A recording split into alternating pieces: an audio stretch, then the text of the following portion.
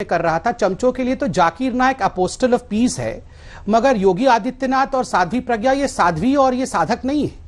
ये लोग तो इसे ऑर्डिनरी, क्योंकि ये भगवा पहने हुए ना, इनके लिए तो भगवा आतंकवाद का रंग होता है और सारे हिंदू और भगवाधारी तो आतंकवादी हैं। आप तो भगवा, आप चुपचाप सुनिए, मेरी भी अभी आप चुपचाप जरा सुन लीजिए। मैं आपके बीच में नहीं बोल रहा था, मेरे भी अभिव्यक्ति की आजादी है, मेरी आजादी पे हनन मत करिए, सुन लीजिए।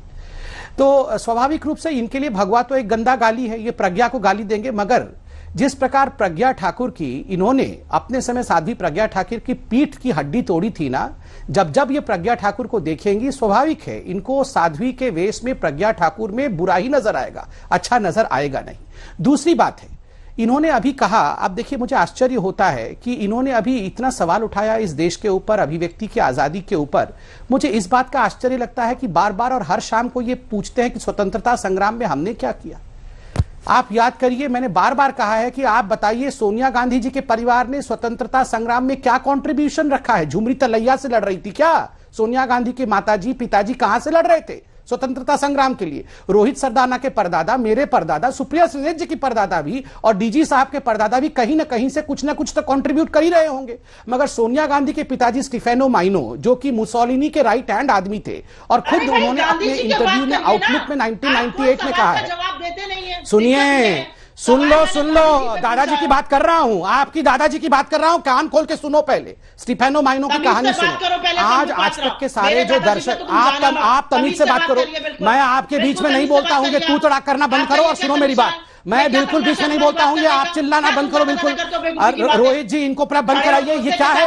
ये कहां से पकड़ के लाते हैं? इस प्रकार चिल्ला चोट करती है, ये क्या है? कैसी प्रवक्ता है ये? क्या, किसको पकड़ लाते हैं? मैं तो शांति से सुना इनको, ये सुनेंगे नहीं, ये तू तड़ाक करें, कैसी बात है? चुप करा के बैठाइए, मुझे कंप्लीट करने दीजिए, फिर ये बोलेंगे। वापस शांति से बोल रहा था। संबित जी आप बोलेंगे, उसके पहले मैं एक चीज बताना चाहता हूँ। सुप्रिया जी आपको भी बताना चाहता हूँ, संबित जी आपको भी, और देश के दर्शकों को भी।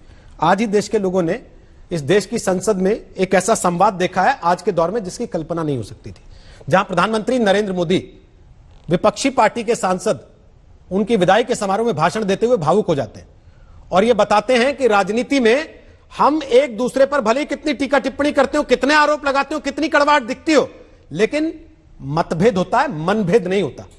इसलिए मेरा निवेदन यह है कि टेलीविजन पर भी जब आप बैठे हैं तो मनभेद ना लगे, मतभेद बेशक।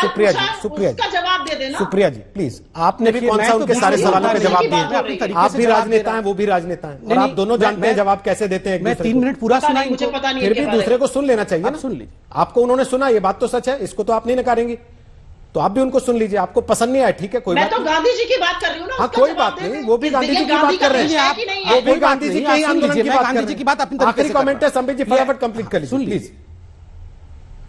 देखिए, इन्होंने यहां पर फैसिज्म की बात की, मैं बता दूं और जनता से कहूंगा, 1998 के आउटलुक के उस मैगजीन को पढ़िए जिसमें स्टीफेनो माइनो, सोनिया जी के पिताजी ने इंटरव्यू दिया है और कहा है कि हां, मुसोलिनी और हिटलर मेरे गुरु थे। और गांधी दर्शन किताब के नाम है, कांग्रेस दर्शन किताब का नाम